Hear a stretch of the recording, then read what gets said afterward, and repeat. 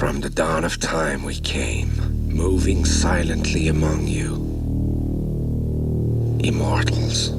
Throughout the ages, he has traveled through time, fulfilling the prophecy that there can be only one. But the ultimate evil has found him. His name is Kane. Highlander's out there somewhere, and he owes me 400 years. One is a master of the sword. I know who you are. You're Connor MacLeod, born into the clan MacLeod. The other, a master of illusion. Some say he's the devil himself. Two enemies from another time are about to collide in this one.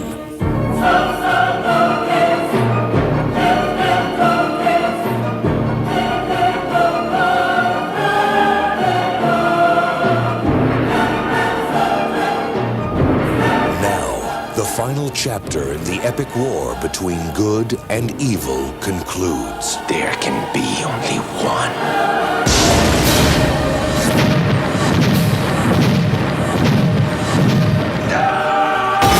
Highlander, the final dimension. ZIOAN, let's go, boy!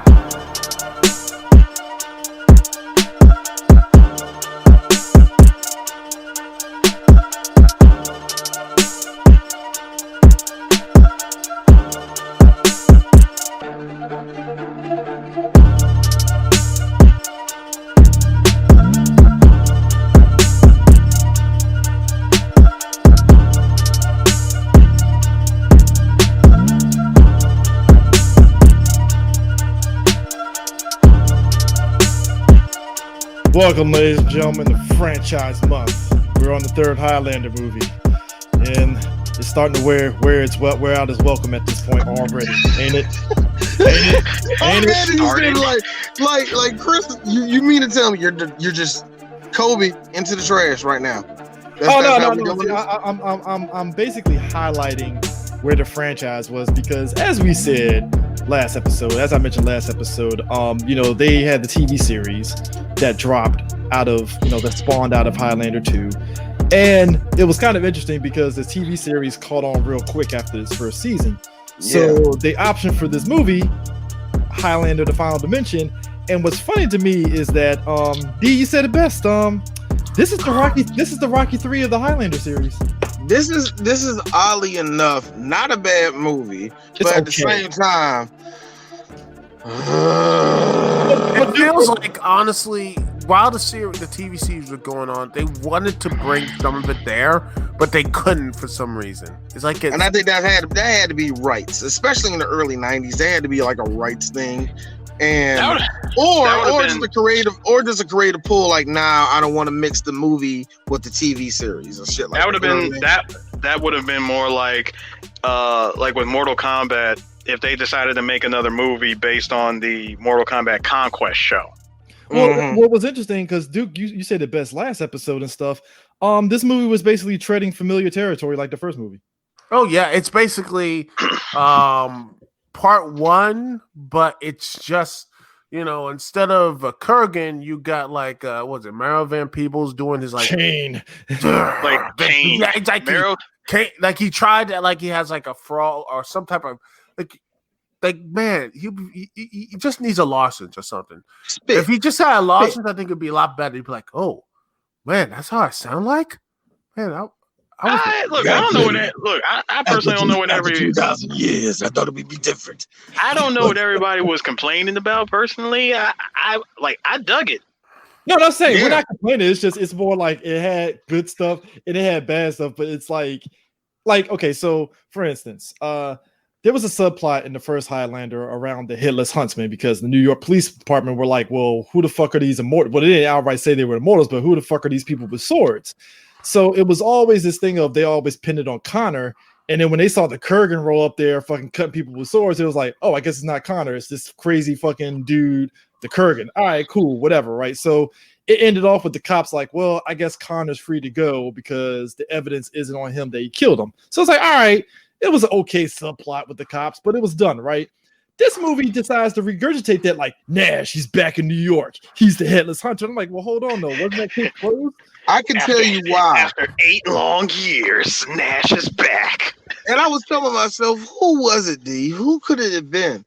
And we didn't mention this in the first movie when they got Connor into the interrogation room. They was like, "Where you get this from, Connor? Where you get this from? Where did you get this from, Nash? Yeah, where you get it from, Nash?" And one dude, yeah, you're a faggot, Nash. I don't know where. Like, wow. Well, and I thought to myself, that's him. That's him. That's him. I just know that's him. It's him. Just 8 years later, I knew it. That homosexual is back. Can't say the F word no more. I'm progressive now. Exactly. Well, hey, look, D. That same question that was used was, pulled straight out of Scarface with where'd you get the beauty scar, tough guy, eating pussy? Now that I still don't get. So that to this day, it has been over 30 years. That line still doesn't make sense to me. I'm trying to think. Okay. So are you a bitch if you eat vagina? Let's just go with that thought. No, better yet, D. How do you get a scar like that? Literally from eating the box.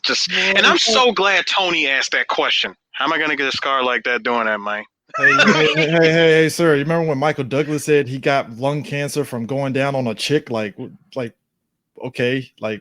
I'm sorry, who said that? Michael Douglas.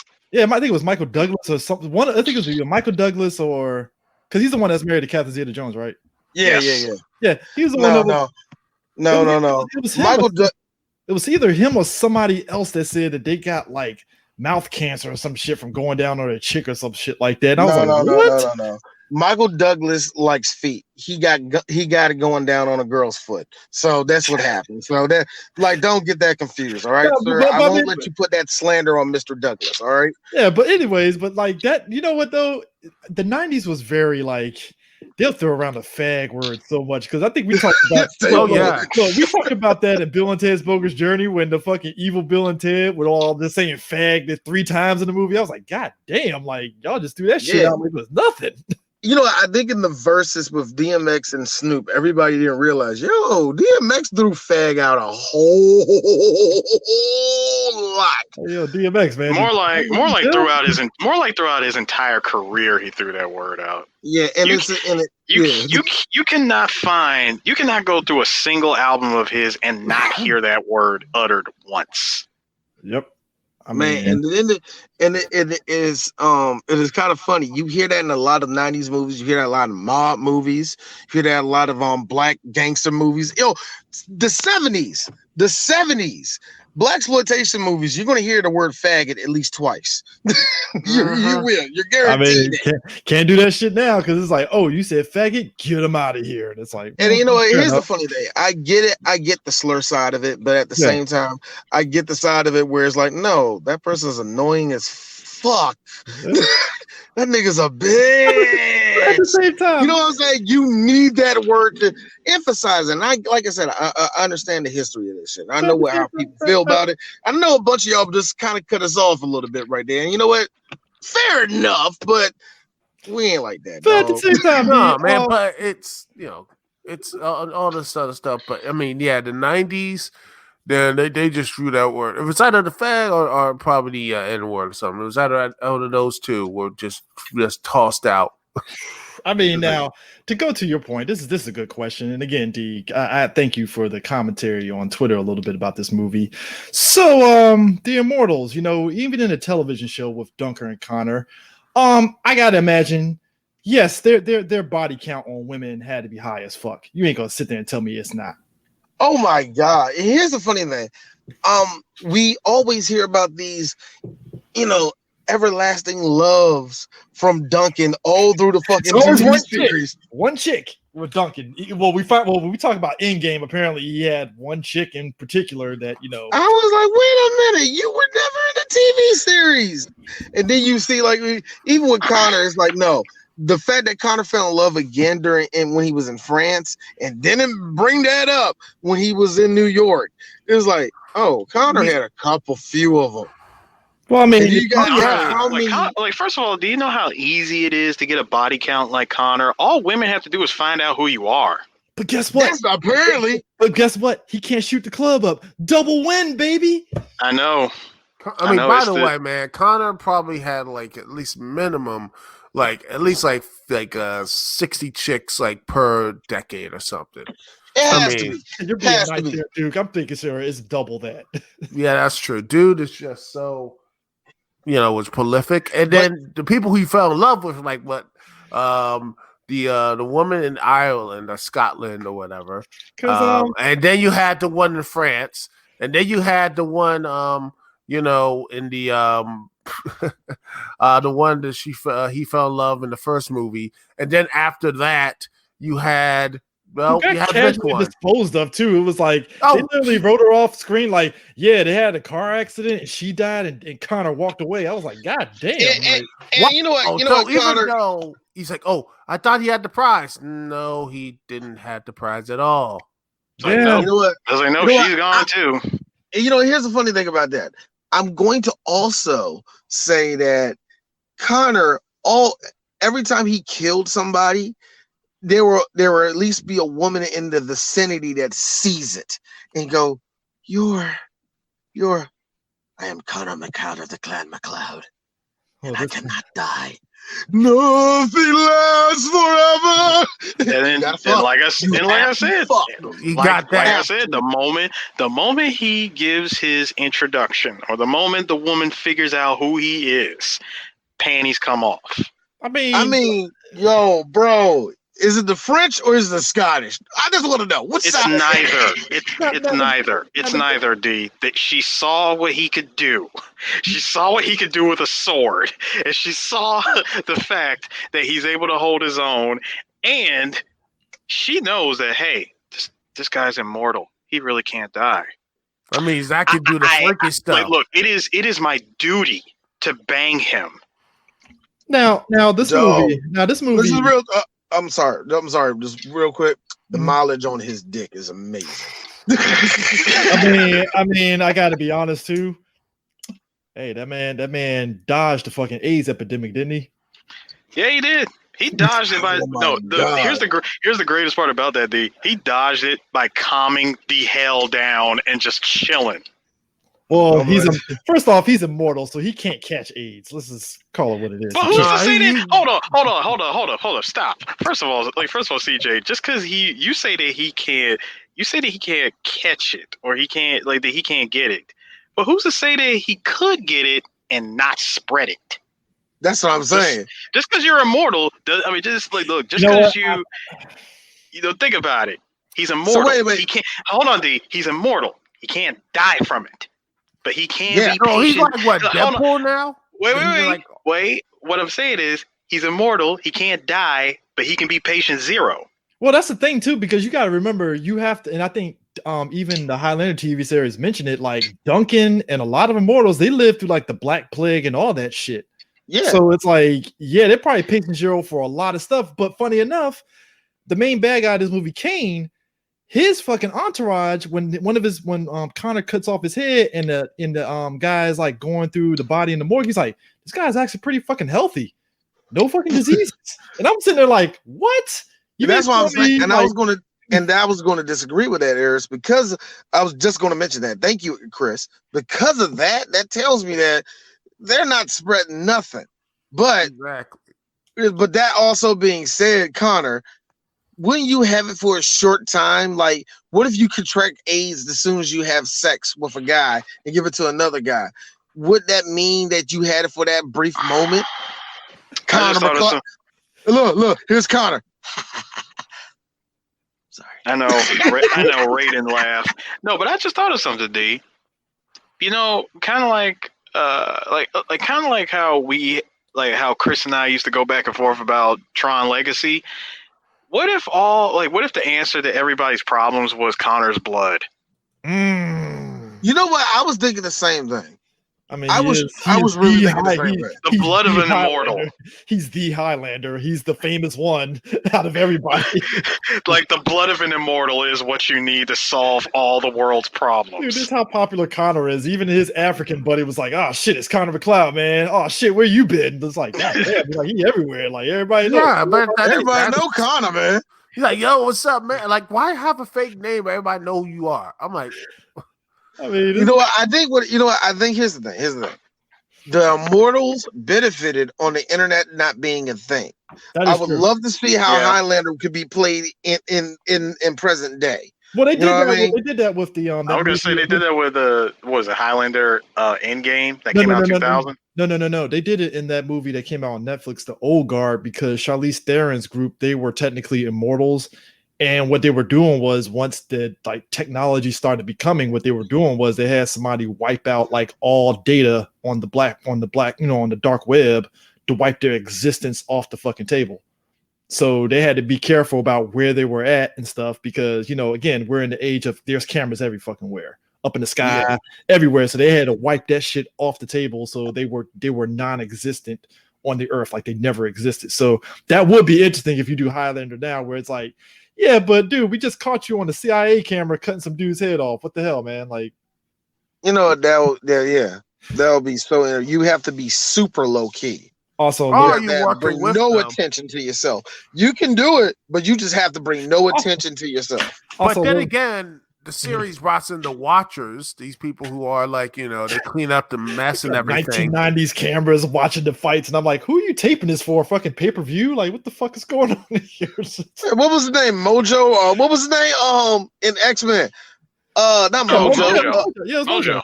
Yeah, Mojo. Yeah, would it be like Mojo on the other end looking at that shit? Yeah, big old fat dude, the yellow stuff. Like, yeah. All right, I'm gonna be.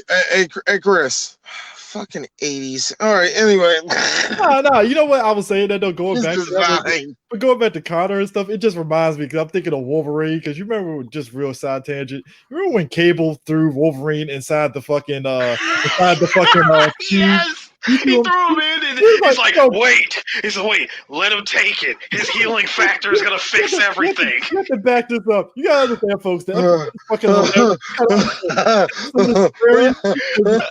Because Bishop the whole time was like, there has to be a way to find this virus. And Cable was like, oh, I know. Hey, Wolverine, what's up? Throws his ass in the tube. Like, yeah, just let it work. It'll work. Just watch. Oh, my God. I hate you for that. God, why would you bring it up? Oh, God. Oh, man. Factor.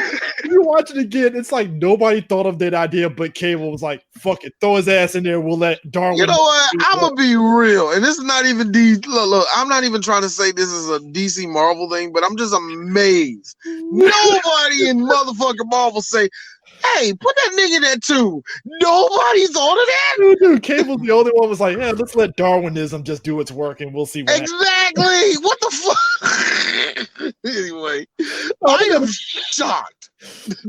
I just had to throw that out there because that's what it reminded me of. Like you said, somebody throws Connor like, I wonder if we can get Connor to test out this HIV vaccine and see what happens. That's not going to work because you have to give me the disease, and therefore I will not have the disease. So you're wasting your time. But speaking of, are you Scottish or what are you? Sorry. What are you, Scottish, like Welsh or some shit? Speaking of which, no, I am a Highlander. I am not Welsh. That is not. I mean Welshlander. Like, you think that would have sold tickets? It's like, sir, Highlander is not a race. All right. I'm from the Highlands from Scotland. Dude, it's like Master Shake in Aqua Teen when he's like, yeah, the Highlanders, and it's like, Shake, that's a movie. That's not a race. Like, but anyway, you know what I love but we had to talk about Mako playing the same fucking character that he played in the Conan movies. Let's talk about that. Hold up. Yeah. Hold on.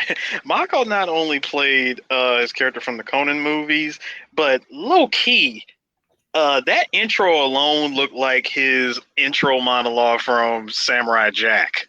It really was. Way down in a cave in Japan, a white man named Connor McLeod. Never.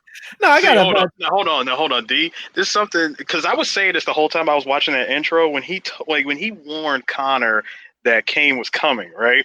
Mm-hmm. He said, he told him. He said, he was like, he said, one of your enemies is coming. He will come for you. And here's Connor, like, who? Like, who's coming for me? I pause the movie and I go, a foolish samurai. But do not worry. But do not worry. I will tear open a portal and slung him into the future where my evil is law. Kane is you know what I love about that is that meanwhile he's like, looking for the Krugen. Like, what evil? I'm like, the Krugen? Remember him? No, the Krugen doesn't exist. No, not the Krugen, but a missed cosplay opportunity in Mario Van Pebbles' character. Let me tell you something, y'all. D means this.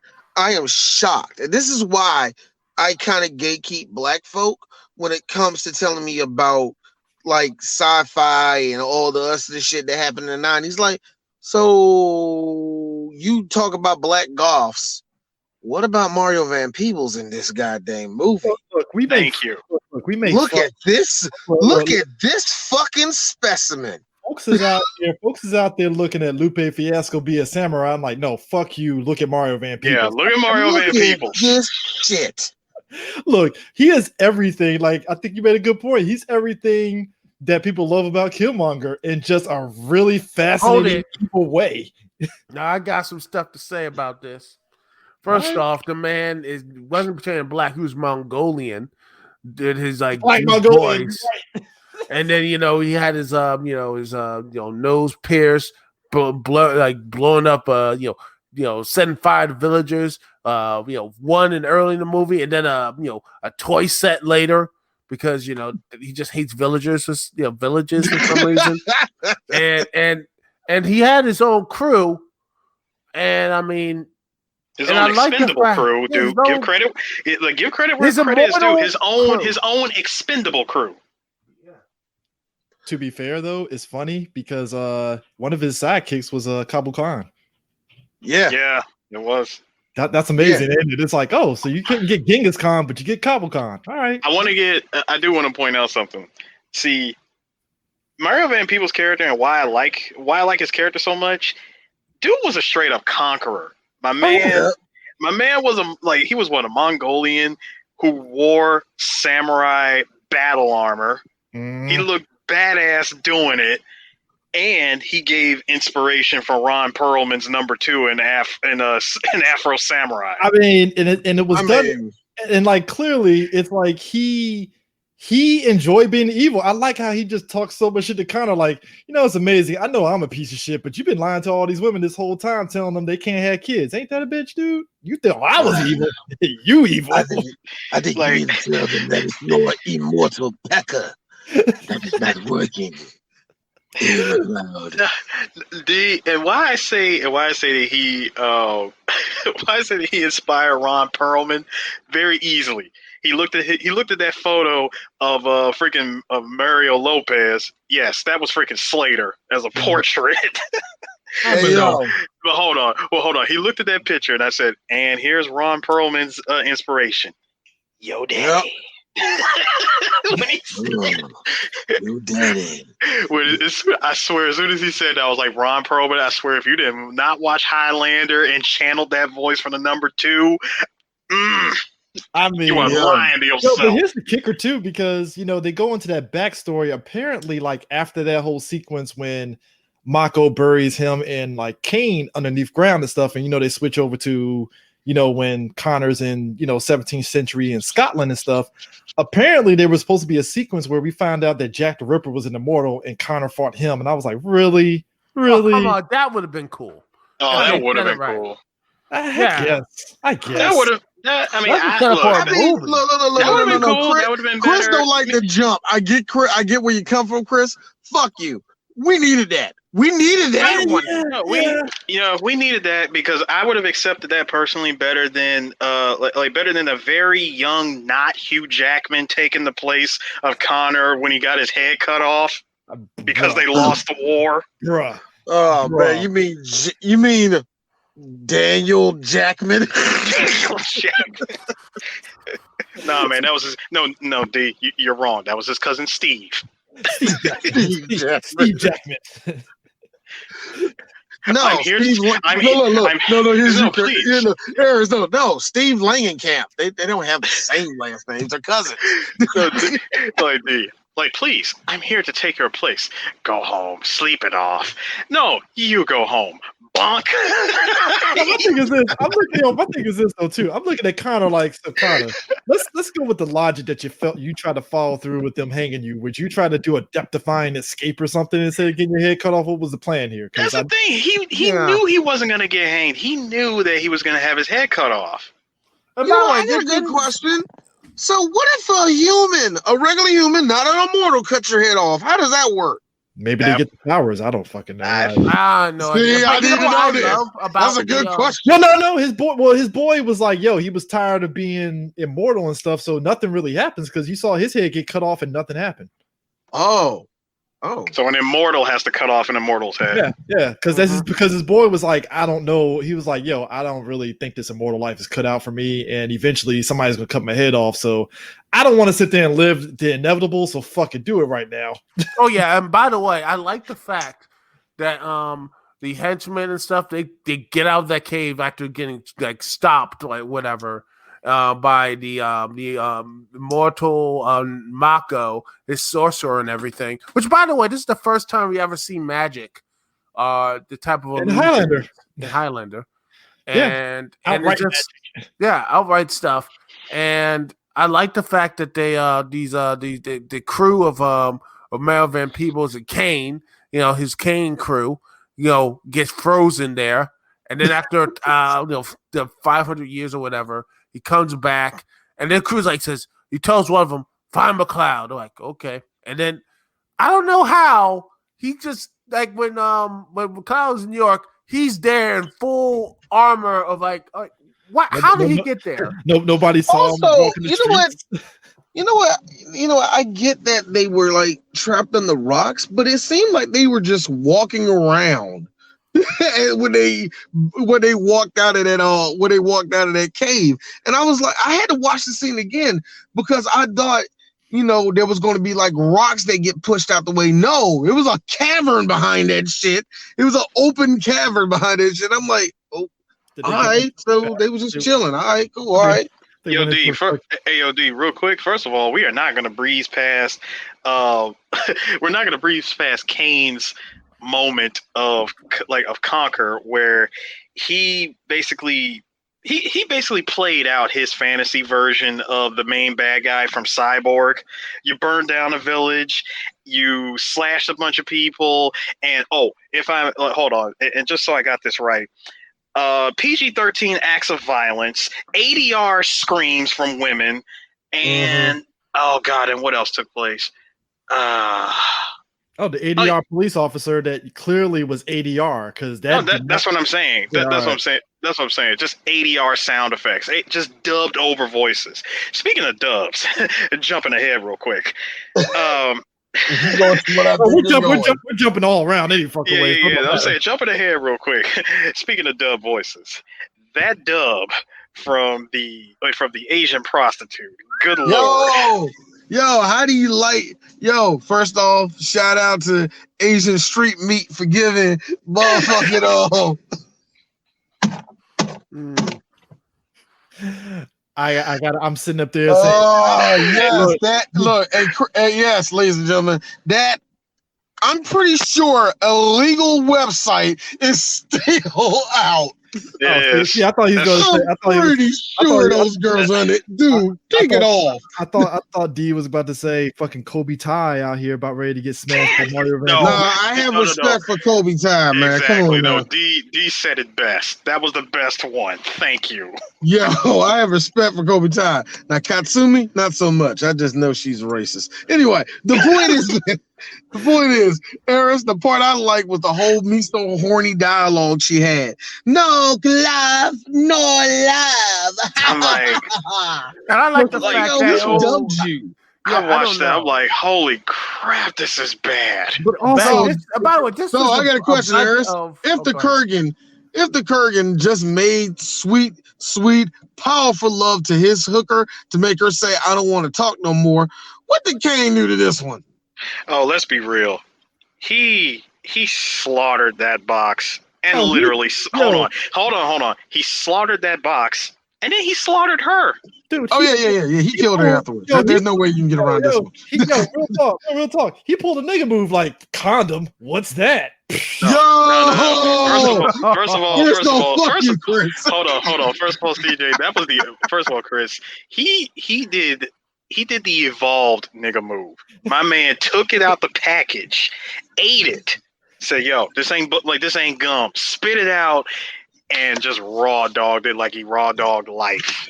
I mean, yo, that turned to an Eric Andre skit, nigga. He just did that shit right in his mouth, bro. I was like, bro, like this? Like, look, man, this is why I say you can't let a nigga be a fucking immortal, man, because they will raw dog the fuck out of anything. You can't do that. He ruined that woman.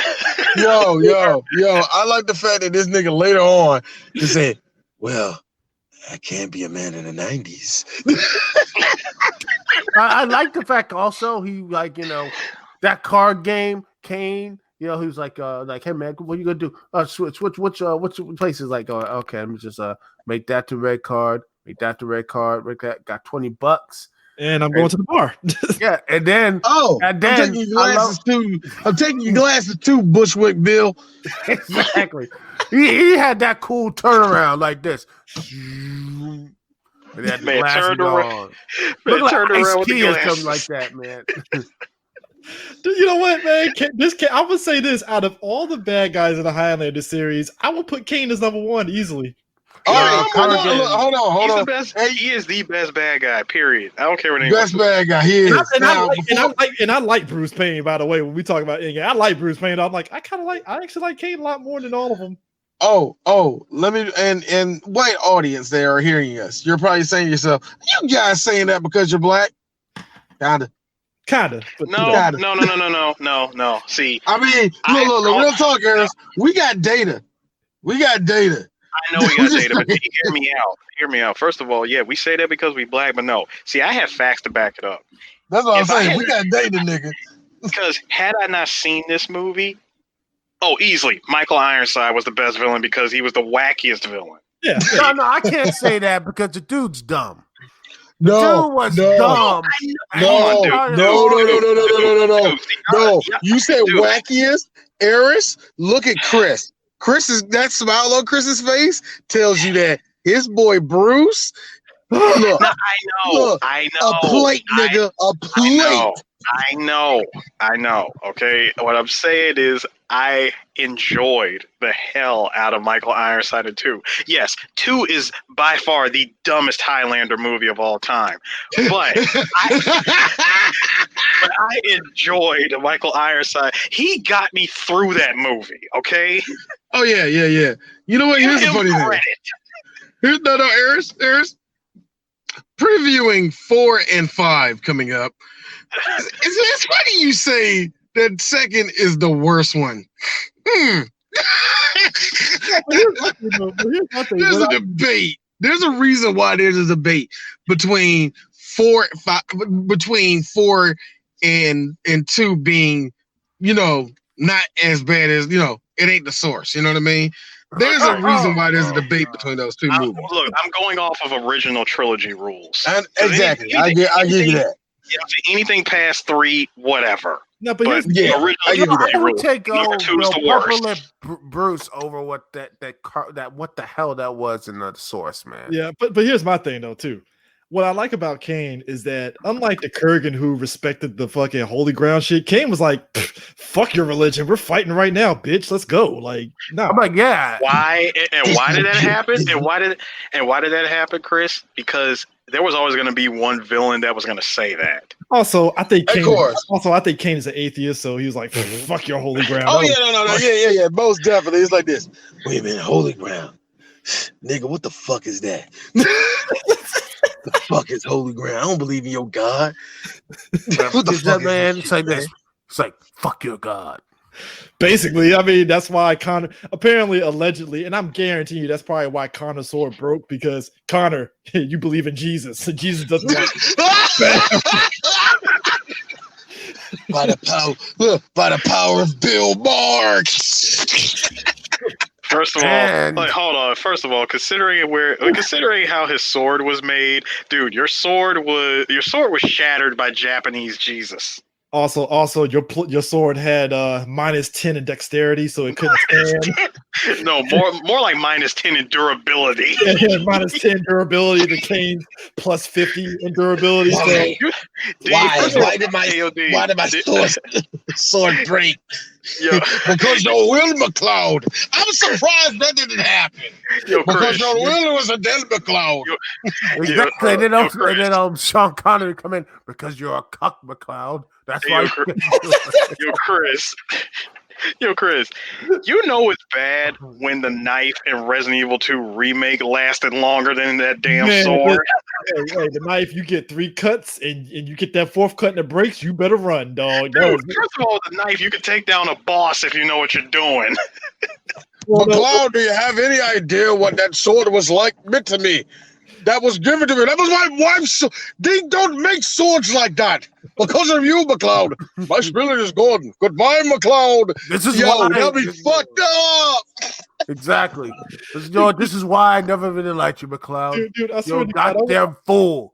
I wish the director of this really did get Sean Connery back to play like the ghost of Ramirez to pop up in there. I fucked your mom, McCloud. All we got was a Ramirez name drop. Yeah, because Mako was the guy that made the original katana sword. So it's like, all right, that makes sense and stuff. You know.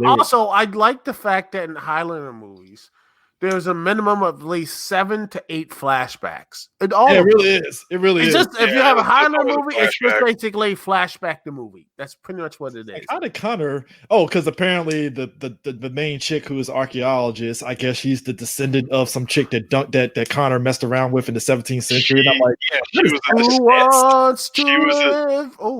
she was a descendant of the girl that he was with before he went to war.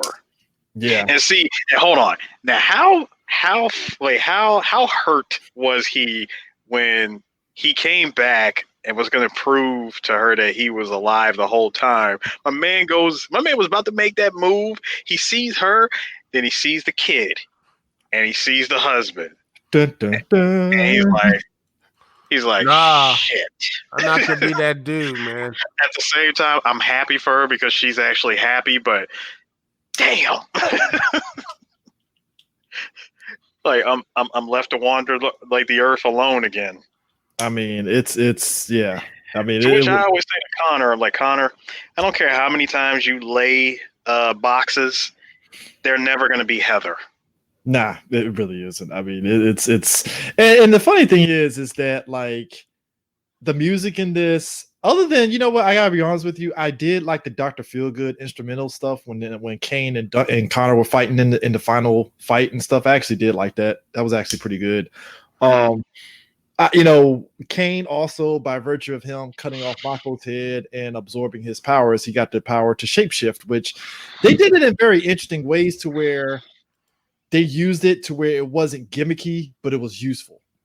Yeah. First of all, the shapeshifting, when it comes to the shapeshifting, I thought it was pretty interesting how they went about doing it in this movie, and then literally a year later, Mortal Kombat did it better. Yeah, it was kind of like, it was like pre-Mortal Kombat, where it's like the idea was there, because it was kind of interesting that he did it in broad daylight and nobody noticed it. Mm-hmm. Yeah, that's true. Except for those brothers who were actually trying to fleece him. So keep the stuff and then just left. Those brothers, they probably were high on PCP and was like, "What the fuck did we just see?" All right, nah. So I like the fact. Hold on. Wait. Hey, dude, hold on. I got one even better for you. See, you mentioned the brothers that try to fleece him. How about the gang of Cheech Marins? Man. Oh my gosh, why were they there? Okay. So why were LA gangsters in the middle of New York? So there's a backstory to that. The people so these gang members, they were actually a band, and the director liked them and was like, "Well, we'll put you in there," because they filmed that part in Montreal. So they were actually a local gang. They were a local band in Montreal. What ended up happening was they used it for the scene, but they cut it because they found out that two of the guys, they were basically taking drugs on set and they were trying to kidnap Mario Van Pebbles. No bullshit. That's a real fucking story. Oh shit! They tried to kidnap him. Yep. I was like, that is next level fuckery right there. I mean, yeah. I mean, but it is kind of random. It's like these look like LA gangs. Why are they in New York again? Like, okay. And then why did they shot Connor again? Because reasons. They shot him because he said "nice blade" and proceeded to give a headbutt. Yeah, and by the way, why has it took so long for him to get back up? I'm like, I thought the Immortals could just easily just get back from. Well, they're not Wolverine healing instantly, but they. But yeah, in the second movie, they got shot up so many times. The second movie doesn't exist. Yeah, I remember. Yeah, Duke, you said it yourself. The second movie doesn't exist. Plus, let's be real. The man's been immortal so long. Somewhere the ghost of Bennett is whispering in his ear, "You're getting old, John McCloud. Getting old." But I also gotta say this: that police subplot in this movie made no goddamn sense. Yeah. I wish there was a director's cut version of this where it was in there in the theatrical version that we all saw. It was just completely cut out. Because you could take them out and you still have the same movie and stuff. Because it really felt like I said, we said at the top of this episode, the whole idea of like Nash is back in New York, and I'm like, why? The case was closed, dog. Like. Case was closed, but you got that one detective who just would not let it go. The black dog. He was the black dog detective that just won't let go. And it didn't go anywhere because by the time they got him, one of his guys was like, "We don't have any evidence that he did anything, so we gotta let him go." And I'm like, "Gotta let him go, dog. Let him go, man. Ain't nothing you can do." But hey, if we didn't have the cops, we wouldn't have the illustrious same scene from Highlander 2 where we have Kane driving McCloud's boy and he takes the steering wheel off and shit.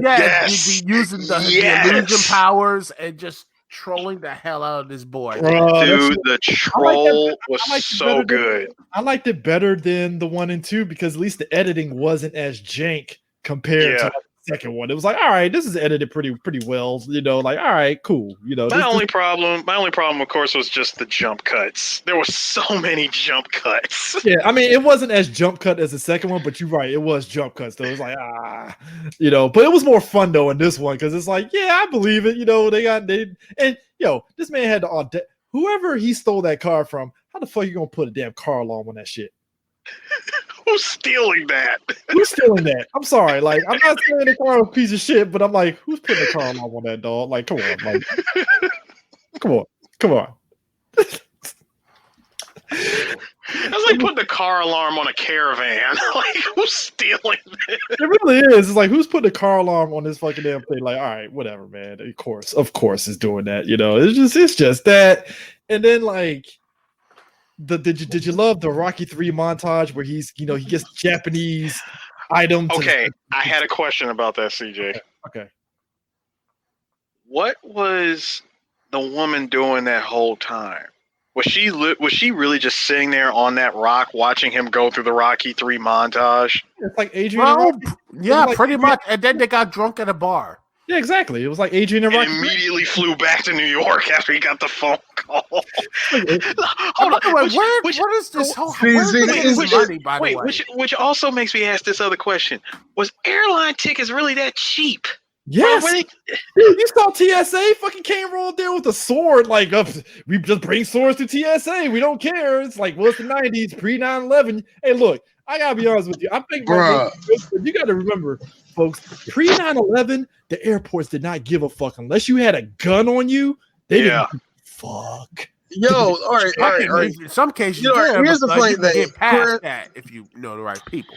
You know what? Here's the funny thing, Eris. I agree with you because this is where you can tell a man wrote this story. Because, all right, I'm going to have my scene where I have a montage by myself. You stare off in the distance and think about how cool I am until I get back, and then I'll take you out to eat or something. I mean, that looked like days. You can tell a guy wrote this story. You watch them make Japanese still like she got wet off that shit. Like, really? Oh my god! It's like, what? Look, I get the initial "I gotta fuck you" because I know you're immortal. But after that, I don't see the appeal. You know what I mean? I will say that this was probably one of the more better shot sex scenes that they did. Yeah, I mean, thank God, because you know what's funny? The actress, somebody asked her, was that a body double? And she was like, no, I didn't want a body double for this. That was all me. And I was like, oh, well, kudos for you. That was all. Oh yeah, that was all her, and that was no stunt ass. Yeah. Deborah Unger she was an attractive woman at one point. I say one point because I'm not trying to say that she's ugly enough. I will say this: if I can say anything about her acting, I think she's very solid. Actually, everything I've seen her in, she's solid. And one thing I thought she was kind of underrated in because she was overacting was when she was in Silent Hill playing What's Her Face's Bob, like, don't come in here. No, my daughter is still in there. Like, she was overacting everything. They was pushing this bitch downstairs and everything. Motherfucking Pyramid Head like kicked her. It was funny as shit, yo. I gotta be honest with you, Deborah Unger always, even back then, she struck me as the type of chick that will pop up in like a Lifetime movie or something. I don't know why. Yeah. I'm actually shocked that she doesn't have a list of the motherfuckers. Or she plays overbearing boss in a Christmas movie. Yeah. You know, it's like, all right, cool. But... No. Like, no, Stacy. You can't. I need you here to do business papers. Yeah, that kind of stuff. It's like, oh, that bitch. Of course. Why wouldn't she? You know. And then later on in the movie, the only reason why you make me do all these things at the office is because you're so lonely. You can't find nothing in life. You can't find a person in life that you care about. And all of a sudden, get out of my office. And then at the end of the movie, she gives her like, I want you to go to him. Do you mean that, boss? Do what I didn't do. I mean, and then the music plays, and then they just come in like, "Oh yeah, babe, I loved you all the time," and they hug. And then 2 years later, they're either divorced or one of them died. That's how we don't go that far. We go this far, Duke. Hey, babe, looks like it's Christmas time. Wow, kiss me, and then leave me like kiss me. And that's what made the whole montage of this movie so ridiculous, because the first 2 minutes of it, it's like endearing because it's the equivalent of your girl watching you play video games. And then eventually over time, I'm like, over the time of this montage, I'm like, okay, you know, the first 2 minutes. I'm about to get this triple double. Yeah. The first 2 minutes, she's engaged. I gotta imagine this chick is watching Connor the first 2 minutes, like, man, he's really good blacksmith. And then after an hour, she's like, all right, I'm tired of this shit. I'm going to the. Now I'm gonna be real with you, Chris. We can say this. Oh, thank God the internet wasn't created yet. Oh my God. Oh, you had an extra hour. You had an extra hour of her admiring you doing white belt katana swings. So first off, you said white belt katana swings. I know, no offense to the real training that Christopher Lambert had to do to know how to wield a sword like that. No bullshit. That takes actual skill to do that shit. But most of the swings look so basic. I gotta be real about this. When you watch the Highlander TV series and you know that fucking what's his face actually is a legit like martial artist that went through that, it's like, oh, it's a night and day difference between those two.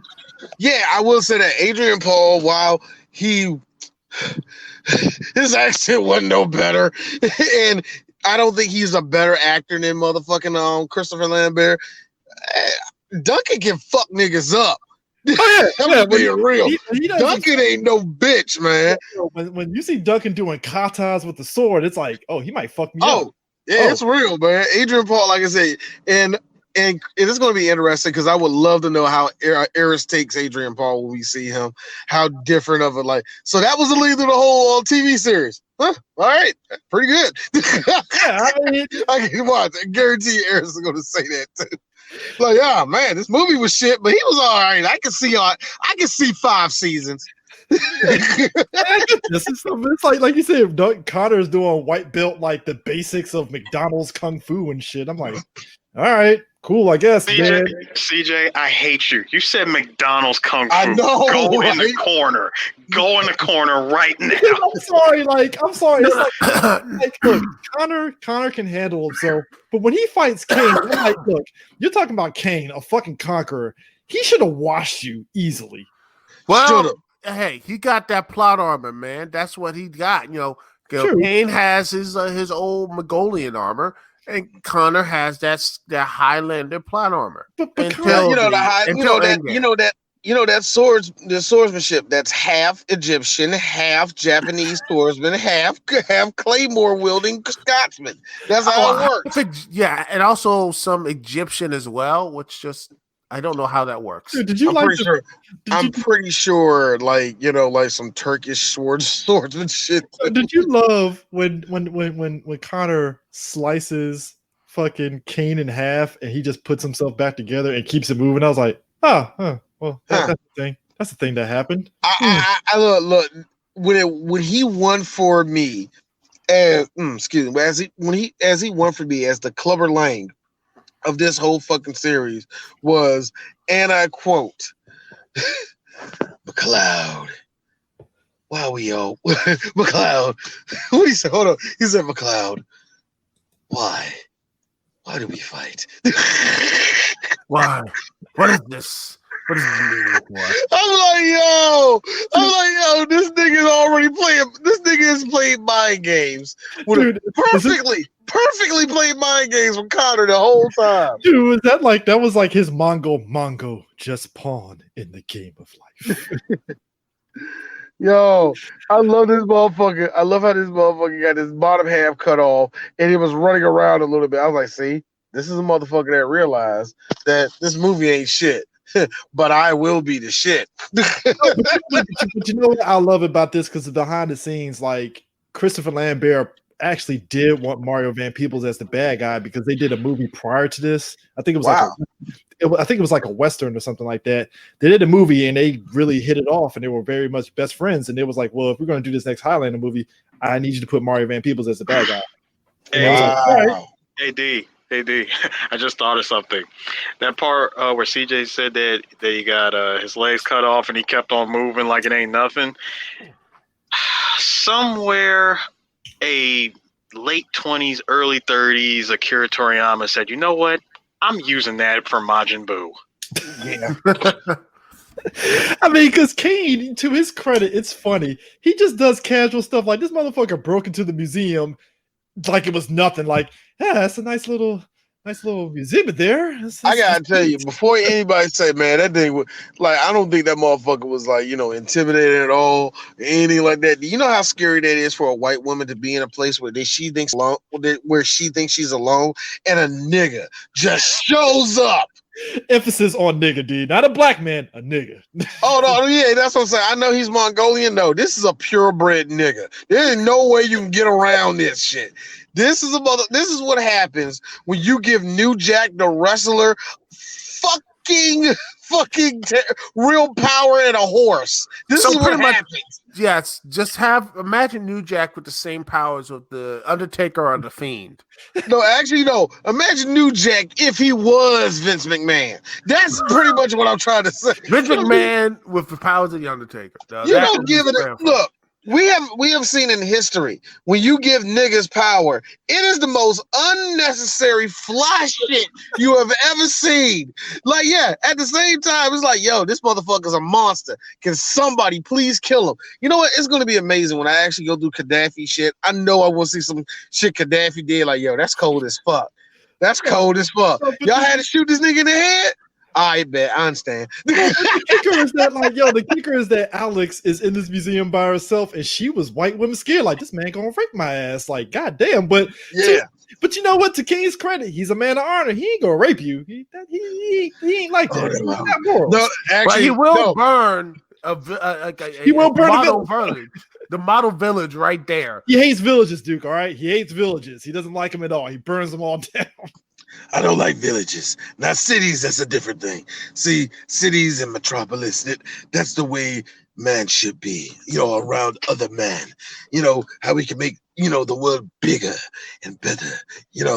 I see that vision for man. Being out in the country, away from others, doesn't work for no one.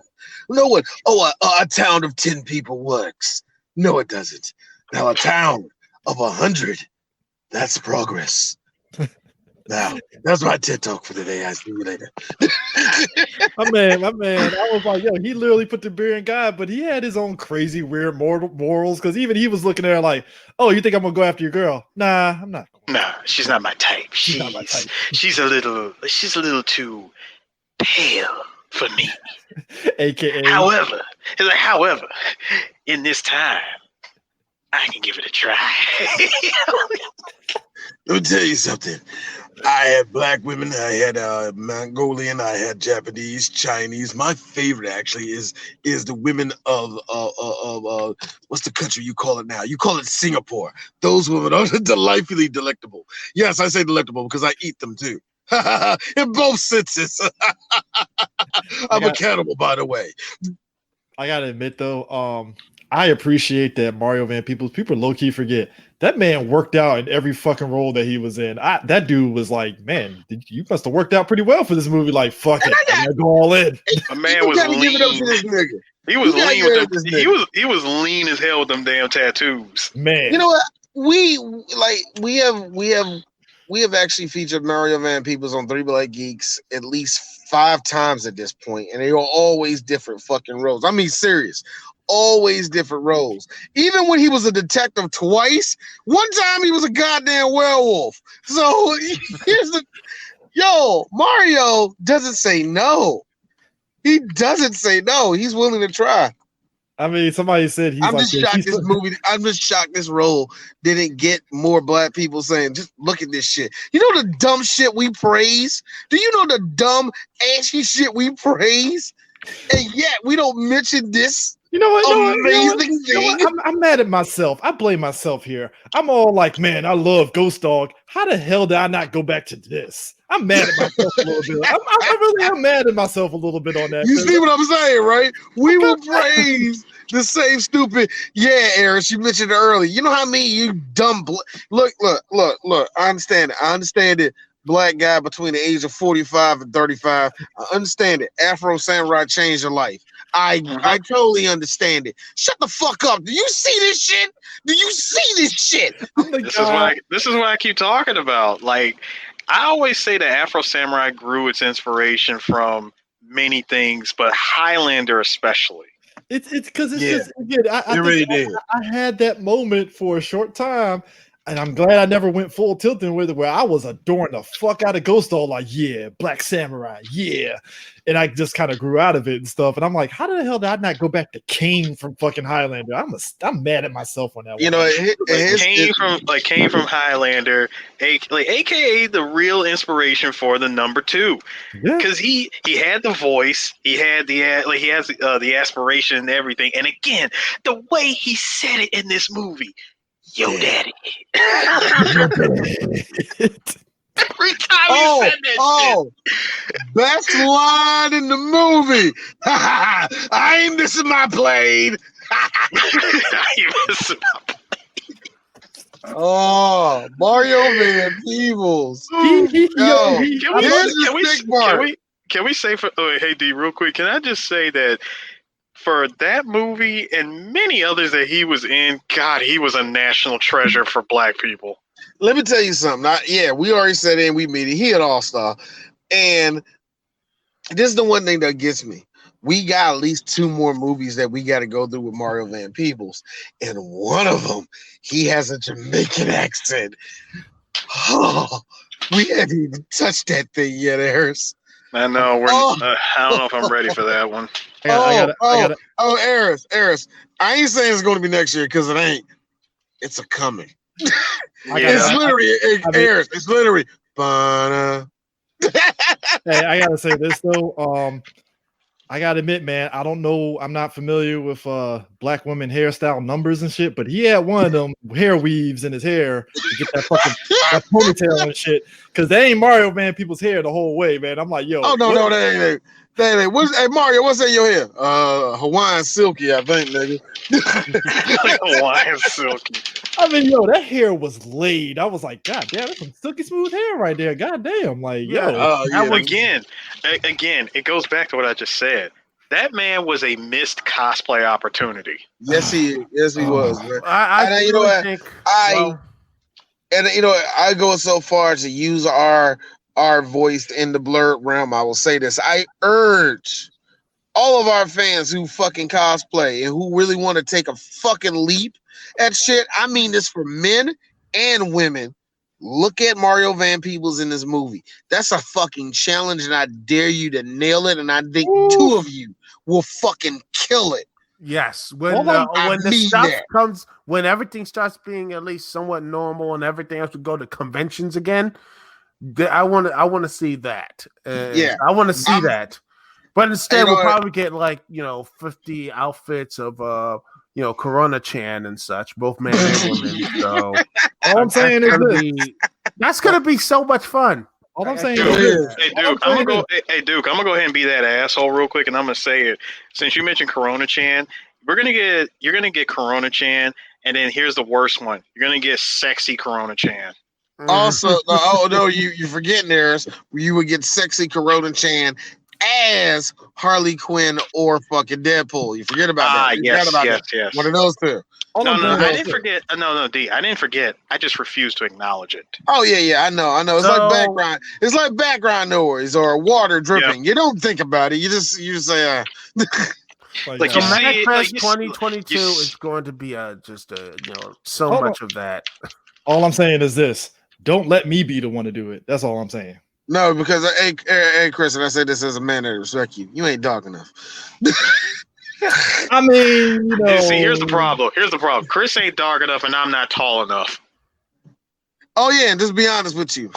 No, my titties is not for the world. No, because y'all haven't. No, not because I'm fat and I'm self-conscious. It's because you haven't earned them.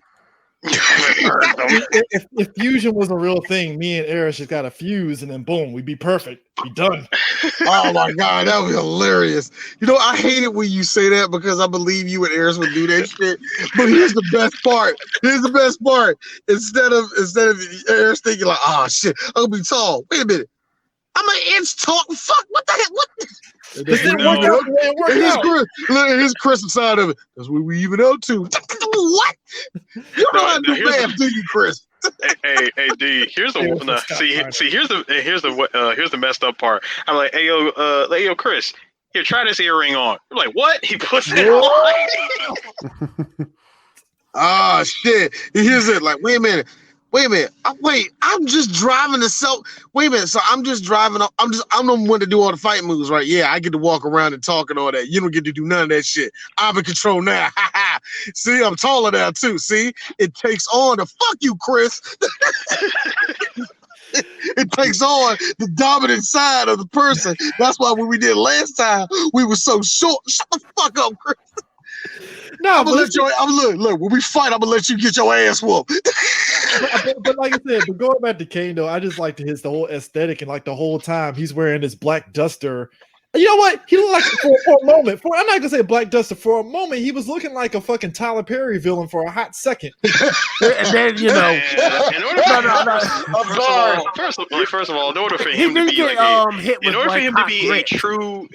be a true Tyler Perry villain, he needs to be more dark skinned and bald. Exactly. But here's the funny thing. I'm sorry. My bad. Go ahead and say that again, dude. I mean, he has to be as black, blacker than Eddie Murphy and such as well. So, for me, no. If he's going to be a Tyler Perry villain, well, actually, he acts just like a Tyler Perry villain. So yeah, I think he's all right in the acting realm of it. Also, I pray to God Tyler Perry isn't watching this, and all of a sudden we find out Tyler Perry is directing the new Highlander movie. I'm like, Tyler Perry.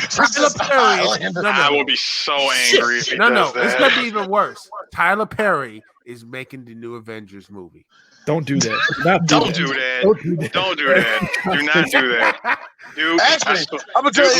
No. See, I'm gonna go ahead and be a Bond villain and tell you my plot.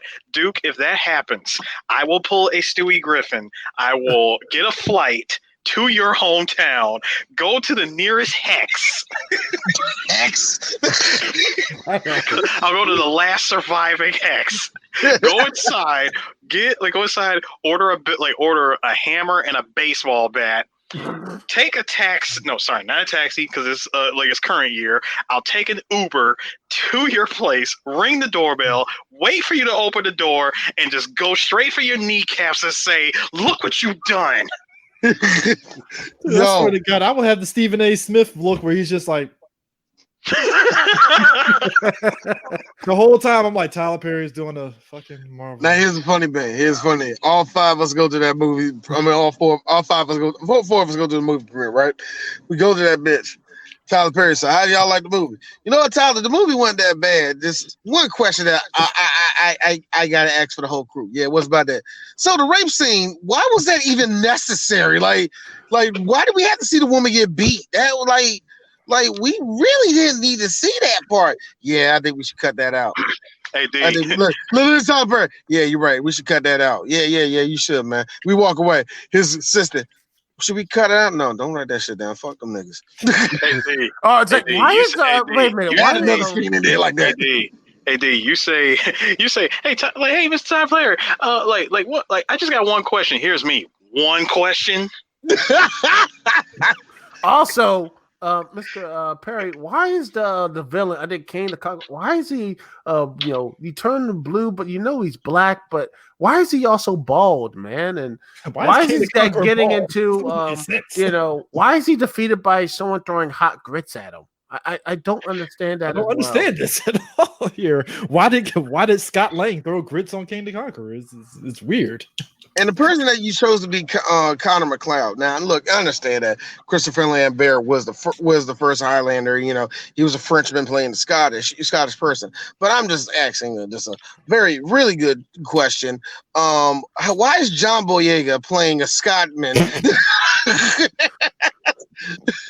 with an Irish accent of all things? I'm gonna stop you there, D. You know what? We've gone this would be the third episode. This is gonna be a running thing for this whole series. And we kept talking about if they remade it, and if they did have to cast a black person, they're gonna cast John Boyega as the Highlander. God damn it, it'll work, but it's just gonna be a bunch of black people here in America, like all the British people taking all the roles. No. And I gotta be real with yours. And Chris, in this case. No. Really? That nigga could be for Detroit, huh? No, D, hold on. Listen, check this out. See, some of you will say that, but here's me. At least he'll be doing what he was perceived to be doing by the trailer alone. I know, right? Yeah, see? Like looking at you, Disney. You're like this. Look, it is always a golden moment. And then we get halfway through the movie. So how did he mess up the Highlander series even more than they did the last? Boyega's Connor McLeod, and there's only like 2 fight scenes, and I'm like, but he was swinging swords in the trailer. Yeah, those are the only 2 things, man. They just put those 2 fight scenes together, and that was it. Just walk out of Highlander like, I just saw a Highlander movie, and it was barely any sword fighting. This is bullshit, man. Look, John Boyega all of a sudden like, yeah, man, it was whack what they did to me, nigga. You knew that. No. See, first time, no. You pulled that one. No, you can't pull that again. No, you said yes to this. Don't you dare do this. Don't you do this. Look, and here come that one nigga. We hired that nigga that was in Straight Outta Compton to do this shit instead of getting the British nigga. Y'all would have had this problem. Instead of goddamn Steve McQueen and his fucking ass, we gotta get this one. Look, I love Steve McQueen to death. He does very good dramatic movies. I would not hire him to do like an action movie because that shit would be more dramatic than action. So no. I love him to death, man, but it's like, nah, man. Nah. Nope. And I think he did Widows, and I was like, yeah, Widows didn't really have any good action. It was just like, You wanted that to be more cerebral, and it didn't work, actually. That's what I'm saying. There was a lot of good moments in it, but at the same time, it was like... In fact, though, hey, it could have been better.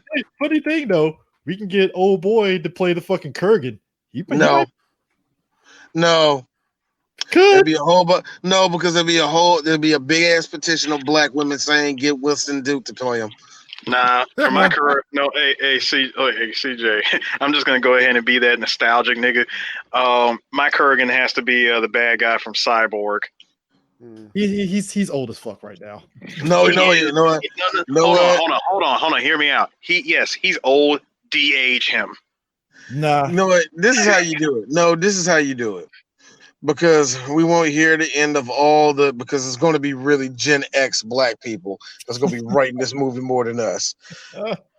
Do we have to put Tiny Zeus Lester in there? Yeah, it gotta be.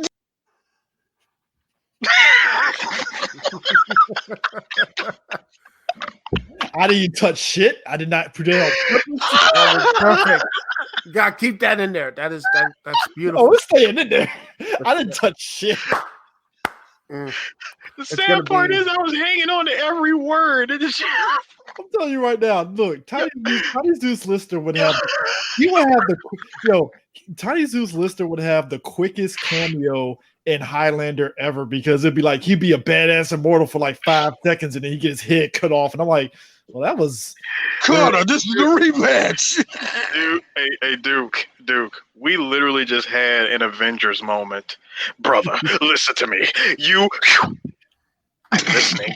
I'm listening. You got yanked so quick, and I'm like, it was like from the Apollo and such. Like the first time, yanked him. The first time it was me accidentally hitting the leave button.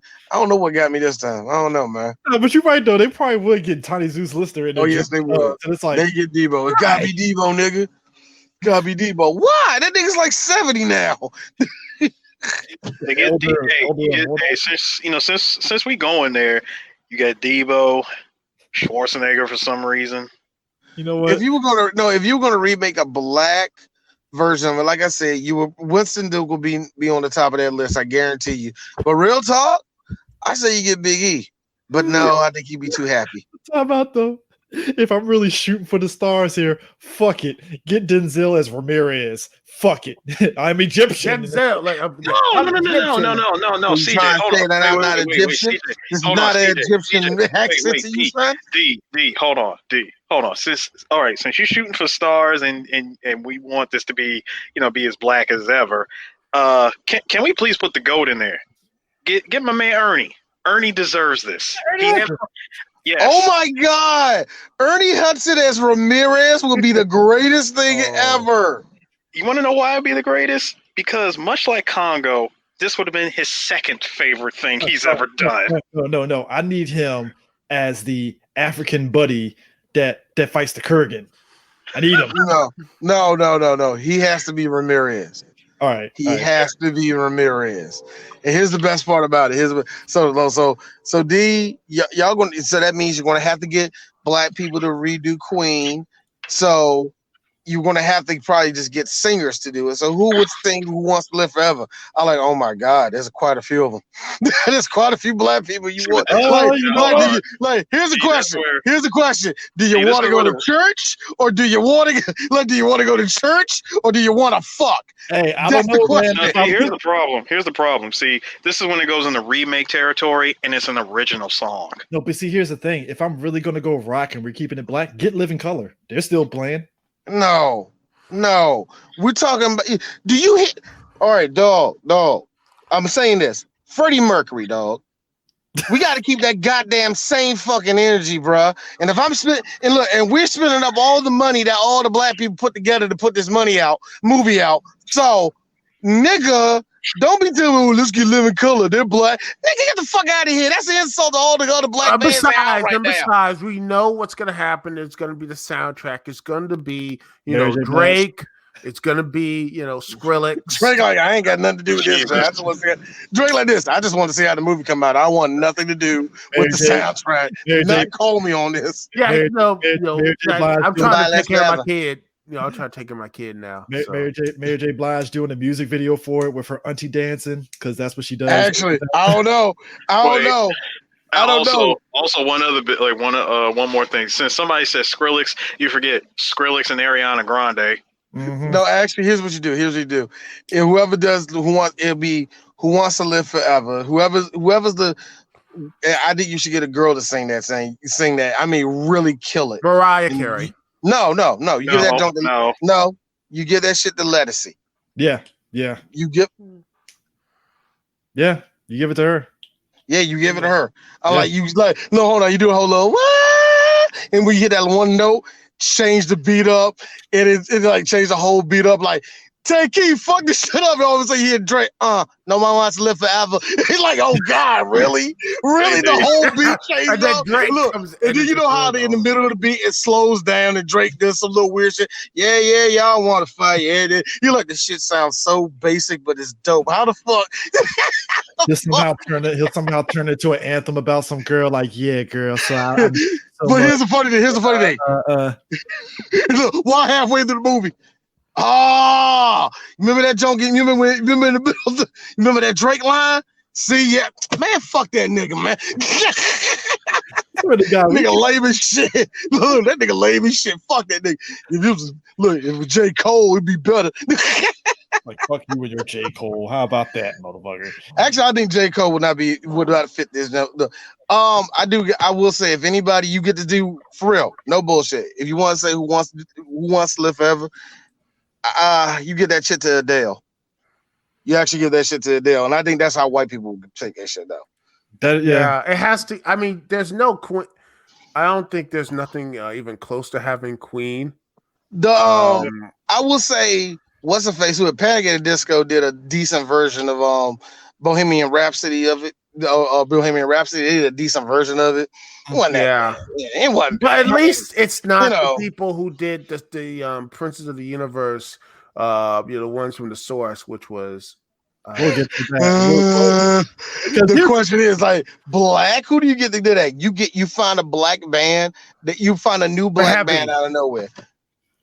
I mean, and you know what's crazy too is that, like, Highlander as a franchise, its theatrical run, it did pretty decent.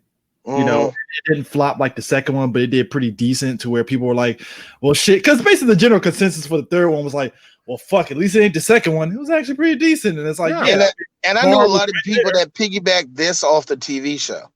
Oh, yeah. It's a good launching pad, and honestly, it was really, the TV show and all this stuff really helped it. And then Endgame happened, and well Endgame was kind of like the show had the next one that we're doing after this. Well, actually, we're stopping over because we're doing the Search for Vengeance.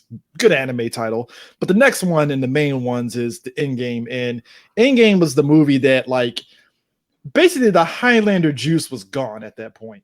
And if you had to end it before we ended up getting Highlander the source, Endgame was a decent send off to the series. Basically, it was like, all right, it was the best one they could do, because not only did it wrap up the storyline with the movies, it also wrapped it up with the television show.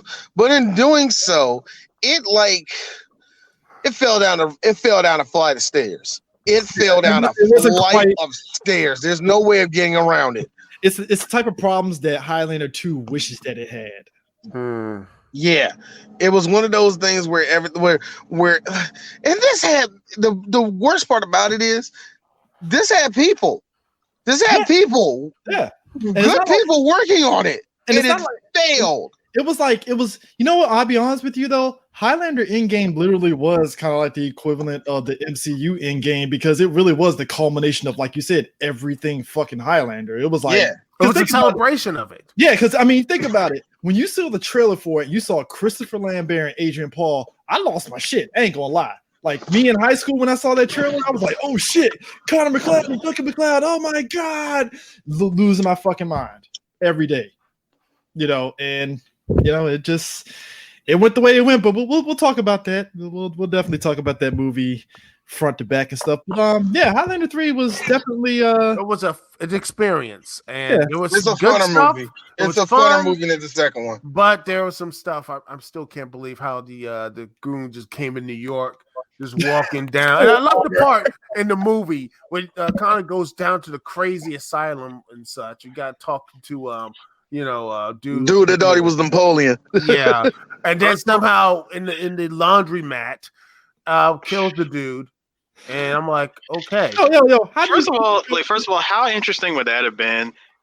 But this would have been roaming straight into Highlander 2 territory. That crazy dude that thought he was Napoleon was actually Mako reincarnated. Who knew? Oh man! Like I said, this would have went straight into Highlander 2 territory. If that was the case, he was able to talk to him. It's like the ghost of Mako. Who knows, Highlander? Who knows? And it ends with Scottish music for some reason. We're like, wait, what? Why are you using the Scottish music? What? It was cheap. Real quick, I want to holler at our local cinematographer, Mr. DJ Sue. I have to ask you one question. As a cinematographer, and it's the 1990s, I have a question. It's the final scene. Pipes everywhere, D. I want pipes everywhere. Shooting steam, fire. I want pipes everywhere. Okay, get pipes. No, D, you forgot that. No, you did that all wrong. Your question to me should have been this. So DJ Sue, in this scene, how many pipes do you need? Yes. That is my answer. Yes. Because here's the funny thing, and I said this when we did the one. Actually, all four of us was on that one too. And I asked the same question. So this plant, does it provide water? Is it like a substation for something? It really feels like I'm not saying that these pipes are important, but I'm pretty sure somebody doesn't have water, maybe electricity right now. Maybe the hospital's not getting something. What is this place? Look, it was the same abandoned apartment, abandoned place that where Terminator 2 ended up. That's what pretty much was. I mean, my man. That was a smelting plant, though. Why would never mind? No. Okay, two things before we end it. Number one, I like as soon as Kane and his men get out, he sends this one guy off New York and was like, and the other guy's like, "So, boss, what are we gonna do?" "Oh, that's fun. There could only be one." And I'm like, "Wow, just cut your man's head off." So imagine, in other words, you are expendable. Yeah, basically. So imagine it. 400 years, guys. We're all trapped underground, chilling, playing Yahtzee, jerking each other off. Yeah, that's gonna happen. But if within all that time, do you forget digitally? Digitally. But here's the thing. Here's the funny thing. Of all that time, we finally get out. All right, Chris, you go upstairs. Eris, you go downstairs. Duke, stay right here. Hey, D, I got a question. What we gonna do? Hey, you ain't gonna do nothing, nigga. There's gonna be one. I cut your head off. Duke, I got a question. Yeah. 400 years just to get your head cut off. What are you thinking at that moment? What are you thinking right before the sword hits your throat? Honestly, that's cold. That's fucking cold. You know what he's thinking? He's like this. I think I made a mistake. No, see, hold on. You say that. You say I think I made a mistake. This was me. Huh. Well, that's the end of this suit. Me, I'm just like, brother. CL. Nah, me, I was just like, so did you fuck up a hand in spades or what, man? Because goddamn, remember the hand in spades you fucked up. Chris. That's Chris. That's Chris. Chris will do that to Eris. His Eris. That was 204 years ago, nigga. My petty knows no bounds. My pettiness knows no bounds. You could have did this shit in the cave. You could have did this shit in the cave. I want you to look. Think about it. I wanted you to taste fresh air just to cut your head. I'm sorry. That's cold. That is some cold ass shit. This is why I say niggas cannot be Highlanders, because motherfuckers will get their heads cut off for petty shit for no fucking reason. Oh my god, man. It's like all the words that 21 Savage just told me was true. All of this shit, man. You can't trust no niggas. No niggas could be Highlanders. If you want to, how many black Highlanders left? 3. Them niggas are some bad motherfuckers. They kill everybody as well. They petty as hell. Think about it. Think about it. You get 3 you get 3 niggas, and it's a gathering someplace, and it's just them 3 left. Now it's a case of all right, who's gonna betray who? That's the question. Yo, you know it is because that's 300 years of them just fucking with each other. I know. No, right? They're not even gonna do that. They're just fucking with each other. And finally, when one of them kill each other, you're gonna get this reaction. For real, Mark. We killing each other now. It's only 2 of us, man. You remember 10 years ago when I got the Crenshaw Bloods to shoot up your car? I was just joking, man. I swear to God, I was just joking. It's always like that shit, man. Like, dog, why you do that shit? Remember back in 1965 when we went to Bloomingdale's? Y'all made me.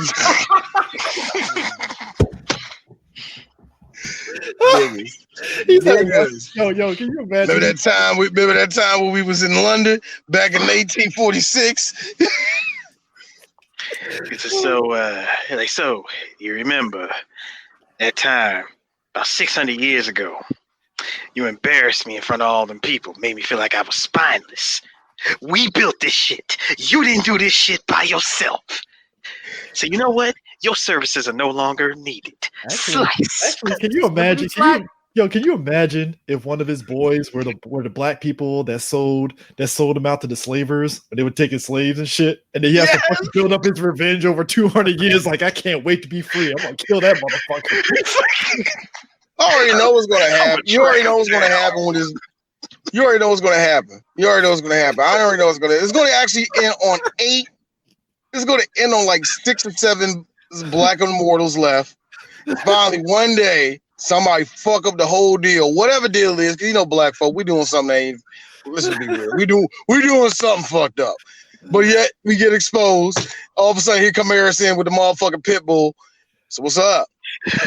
Oh look, come on! Don't talk. Oh, don't talk at once, nigga. Jump up with the fucking leash. I'm just saying, man. Come on, there can only be one, and one of you motherfuckers fucking up my operation. He's like, how they get in here? That's all I want to know. Just how did they get in? How did Connor McLeod get in here? How did that Irish motherfucker get up in his motherfucking place? All of a sudden, Duke. He's actually shot. He's actually Scottish. I didn't ask your ass. Look, no, Harris throws the pit bull at Duke. Just throws the damn dog at Duke. I asked you shit, nigga. You Immortal. You ain't gonna feel that shit. Shut the fuck up. Get your ass up. Stabs my ass in the hand, and it's like, I ain't like that pretty motherfucker anyway. He said, look, like, why you stabbing Chris in the hand? He ain't feeling he Immortal. I can still feel pain. You bastard. You bastard. Look. I hate you. He said, well, you should have thought of that. Like, you should have thought of that. Like, you should have thought of that shit, like, before this whole thing went to shit. And then I'll be like, you know what, it just, since everyone's, distracted, I'll just take all you out and claim the prize, and I'm just sitting there chilling. Duke would do some shit like that. Everybody thinking the dog got Duke on the ground, and he comes up with a fucking damn machete and just lobs all his. No. I knew Harris was going to do it. Get him, Spitz. Starts attacking. 200 years of playing it. 200 years of playing it. Perfection. Hey, D. Look. All of a sudden, I'm trying to sneak out while everybody's getting fucked up. D's going to run to the exit. He hits me right there. Hit somebody off. He timed me. He knew he knew it. He knew this. The dog attacks Duke, right? And then here's me. Sit your 200 pieces of gold ass down before I make change. Catches that fucking black magic M66 piano wire to the head and just lob. Like, Jesus Christ. Yo, and you know we black people, we balling. We like dealing in like currency that's dead, but to us is worth a lot of money. It's like pre-Shaka Zulu currency and shit. Like, god damn. Man, these are wood ass chips. Then you shut the fuck up. Find out Shaka Zulu was an immortal and D cut his head off. I'm like, god damn, D, you kill Shaka Zulu? I'm gonna tell you something, man. Let me tell you something about Shaka, man. Real talk. He about to sell out everybody. What? CC? You find out, we end up finding out George Washington Carver was immortal and shit. Somebody had to kill him. Nah. Here's the thing that killed him, took him down. He had a peanut allergy. So if there was any immortals, I would say there was 2 of them that we will see in our lifetime, and they were actually known black people. One of them was Jesse Owens. Woo. Jesse Owens was an immortal that won the prize when he beat Hitler in the Olympics. Can you imagine after the Olympic Games, Hitler's going to the bathroom and Jesse Owens walks to the bathroom and his sword fight? What's up, Schnitzel? What's up? What's up? Let's fight. Dice. No, because Jesse Owens is like that. He would have just straight punched Hitler in the face. Nigga would have ran up to that nigga. ran up to that nigga and hit him. The other immortal. Oh God, hilarious. It's probably Barack Obama. We just don't know it yet. It's probably Obama. Just imagine this shit. And that nigga got before that nigga got in the helicopter to leave out of the motherfucking White House. Somebody was in the basement. It's like it's Joe Boehner. So, ready to do this? You been alive for how long, Joe? 465 years. Can you beat me, nigger? Oh, I'm sorry. Joe Boehner never said the N-word? Get out of my face. Anyway. Man. Anyway. It was like that shit in South Park where they made Obama winning like the Ocean's 11 and shit. It would be some shit like that, wouldn't it? Yeah. It would be some shit like that. Find out Obama been alive since motherfucking. Actually, you know what? If we're gonna really do the coup de grace, after he's done with his second term, we find out that he in the basement, he's fighting fucking Ronald Reagan and shit. It's like, oh shit, Reagan was alive? God damn. Reagan was an immortal would actually fit because he's like, yes, I am one. I was trying to weed you out with the drug war. It didn't work. Tupac was one. Connor killed him. Ooh. I'm sorry. Duncan did. Duncan did. What you tell me is that Tupac got shot and Suge Knight didn't know he was immortal and he just left him alone. Like, all right, whatever. Yeah. That's what happened. He thought he was getting out. Like all of a sudden, like, so Shakur, you're doing it again. All of a sudden, like this. You know I gotta leave. They're gonna know I don't age, man. They're gonna find out. I think you've been on this earth way too long. 700 years. It's time for us to fight. It's time for us to fight. Shakur. But anyways, you know what else? Stop calling yourself. By the way, stop calling yourself Tupac, nigga. Like, you will always be one of my enemies. That's what he was saying too, right before they fight too. Leave something in the comments, people. Who else you think the Black Stars? They like that, yo, Connor, like, yo, Duncan on the ground. But does that mean that 50 Cent's an immortal? So you got shot so No, 50 ain't an immortal. No, I think if anybody is immortal, it's got to be somebody that unfortunately passed away at an early age. They're just living a different life right now. The only immortal that we actually are seeing right now, real talk, is actually Pharrell. Pharrell's 79 years old right now. And we don't even know this nigga has been just living amongst us as a vampire. So we're going to find out. We're going to find out him and Chad are immortals, and they got to fight it out to the death and shit. And there's no more Neptunes after that. It's No. See, Chad is a legacy. See, Chad is an inbred son of a legacy of Hugo's. Pharrell has had this for a while. I mean, it's oh man. But anyways, no. I'm sorry, Pharrell. Isn't that right, Cephas? And all of a sudden, Pharrell, Cephas. Oh my god, man. I was a slave, man. Damn. But anyways, that is Highlander: The Quickening, and next time I think was Bam is going to be Highlander: Search of Vengeance, right? I'm actually no. Search of Vengeance is not coming out until Black Friday, and y'all can enjoy. And I was like, usually the Black Friday episode is for people to enjoy while they're like shopping and shit. But this year is gonna be different, so I might throw that out early so we find out. But Search for Vengeance will be out the following week. But yeah, the next time you hear all four of it, the next time you hear another Highlander in the series will be next week, and that will be, like you said, Endgame. Yeah, Endgame. That is going to be dope as hell. And then we get to the source, and then we're just going to be sitting up there questioning our life on why that happened. I can't wait to get to the source because we're done. Ooh. And to start, let's get to. If I didn't announce it to people, if I did not announce it to everybody, this year for Christmas on 3 Black Geeks, we'll be finally doing the John Hughes classic, Home Alone. A movie where, yes, it is dripping in white privilege, but look at D. I fucking love this movie. Insert Macaulay Culkin face here. No, dripping in white privilege. You say dripping in white privilege. I say it's a movie that shows, hey, the economy was the shit back then. Because what the hell did Kevin's dad do to afford a house like that? Look, no, I'm sorry. His dad pushed blow for Reagan down in Nicaragua. That ain't no way in the world. That was loaded, y'all. They had money and didn't even think about it. You had a cool 50 head count in that house. Whoa. We're ignoring the big thing. Y'all traveling on Christmas Eve?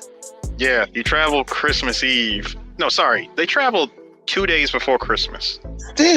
Still. And it was first class shit, wasn't it? First class for all the adults. The kids were in coach, remember? It don't fucking matter!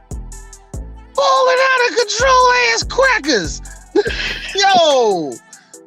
Reagan did them good. Yo, the Bush administration must have been good for the Caucasians, man. I'm wow. Holy shit. But hold on. Not only that, D, you gotta remember, the movie thanks American Airlines for being a part of the movie. Oh yeah. Yeah, let's not forget about American money. consumerism. They put that nice little, a little bit of that backstage stuff saying, hook us up, we can hook you up and everything. It's amazing though. We get to see a little white boy actually protect his parents' stuff. His loaded ass parents. I just got to be honest with you. Whatever they take, nobody's gonna miss it. Anyway, no, D, you forget. We're seeing the beginnings of Jigsaw. Yeah, I know.